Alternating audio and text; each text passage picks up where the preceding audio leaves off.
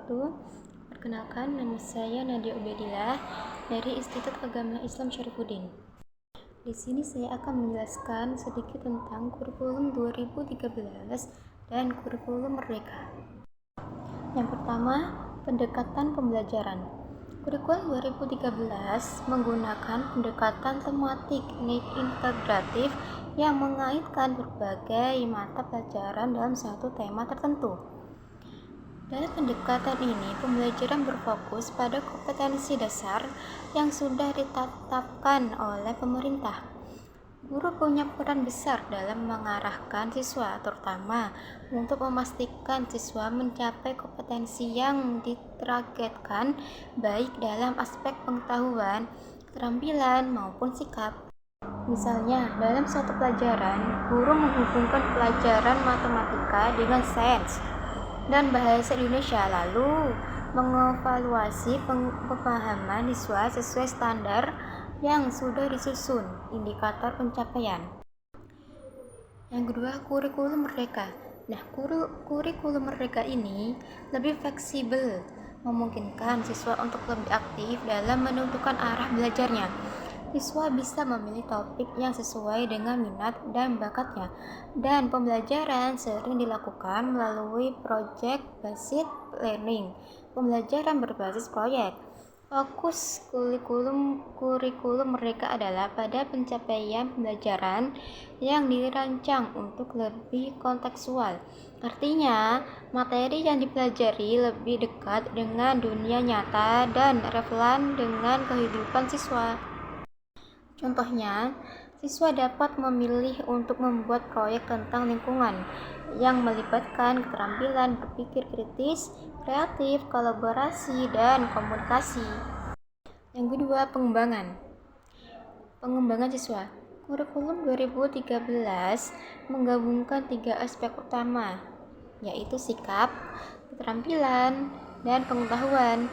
Dalam prakteknya, guru perlu menilai ketiga aspek ini melalui berbagai jenis penilaian seperti tes, tugas, dan observasi.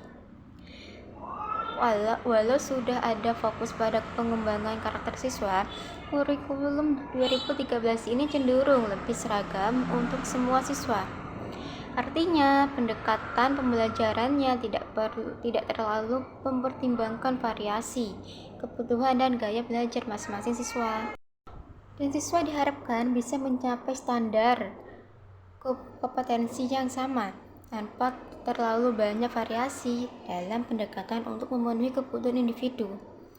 Kurikulum Merdeka lebih berfokus pada pengembangan profil pelajar Pancasila, yaitu kecerdasan moral, spiritual, sosial, serta keterampilan berpikir kritis. Profil ini menjadi panduan utama dalam pelajaran. Selain itu, kurikulum Merdeka lebih adaptif, yang berarti guru bisa menyesuaikan materi atau metode pengajaran dengan kondisi minat dan potensi siswa. Jadi pembelajaran lebih relevan dengan kehidupan sehari-hari. Misalnya, jika siswa lebih tertarik dengan teknologi, guru bisa mengarahkan pembelajaran proyek yang melibatkan teknologi digital atau coding. Yang ketiga, penilaian dan asesmen. Kurikulum 2013, penilaian dalam kurikulum 13 berbasis kompetensi dan dilakukan dengan formal melalui tes tertulis, penugasan, dan observasi sikap. Guru harus menilai berdasarkan standar yang sudah ditentukan. Misalnya, guru menilai beberapa baik siswa memahami konsep tertentu melalui tes atau tugas seharian.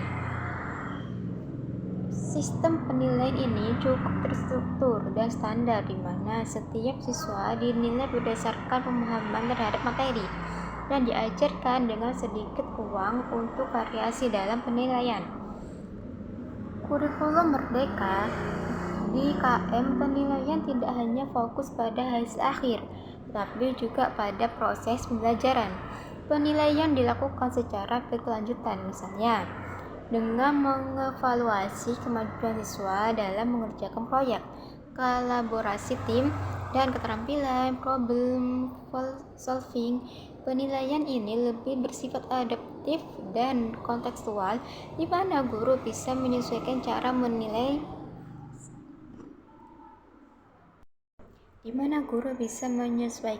menilai sesuai dengan kebutuhan siswa.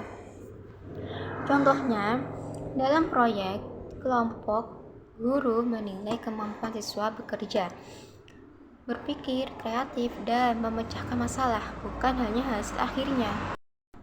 Yang selanjutnya, struktur fleksibilitas. Struktur kurikulum 2013 cukup ketat dengan pembagian mata pelajaran yang sudah ditentukan serta alokasi waktu yang spesifik untuk setiap mata pelajaran. Hal ini membatasi fleksibilitas guru dan sekolah dalam menyesuaikan pembelajaran sesuai dengan kebutuhan atau konteks lokal. Setiap kelas memiliki standar kurikulum yang sama, sehingga pelaksanaan di berbagai daerah cenderung seragam. Kurikulum mereka sebaliknya memberikan kebebasan lebih bagi guru dan sekolah untuk merancang program pembelajaran yang lebih sesuai dengan kondisi siswa dan konteks lokal. Artinya, guru punya ruang untuk menyesuaikan materi, metode, dan waktu pembelajaran. Ini memungkinkan sekolah di berbagai daerah untuk mengadopsi pendekatan yang relevan dengan lingkungan mereka.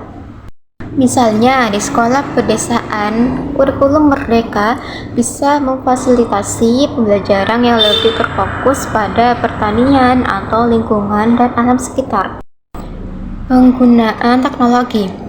Kurikulum 2013 tidak secara eksplisit menekankan penggunaan teknologi dalam proses belajar mengajar. Teknologi bisa digunakan oleh guru jika mereka mengganggu itu perlu, tapi tidak diintegrasikan sebagai bagian dari kurikulum. Guru lebih bebas dalam menentukan seberapa banyak teknologi ingin digunakan di kelas. Kurikulum mereka lebih menekankan integrasi teknologi digital dalam pembelajaran. Teknologi diharapkan bisa mendukung pembelajaran baik untuk memfasilitasi proyek pembelajaran jarak jauh atau metode hibrid, gabungan tatap muka dan online. Teknologi juga digunakan sebagai alat untuk mengeksplorasi informasi dan kolaborasi antar siswa. Misalnya, siswa bisa menggunakan aplikasi atau platform digital untuk menyelesaikan proyek, melakukan penelitian, atau berkolaborasi secara online dengan teman-teman sekelas mereka. Nah, kesimpulannya di sini, secara umum kurikulum mereka lebih fleksibel, memberikan ruang bagi inovasi dan pembelajaran yang lebih kontekstual serta berpusat pada siswa.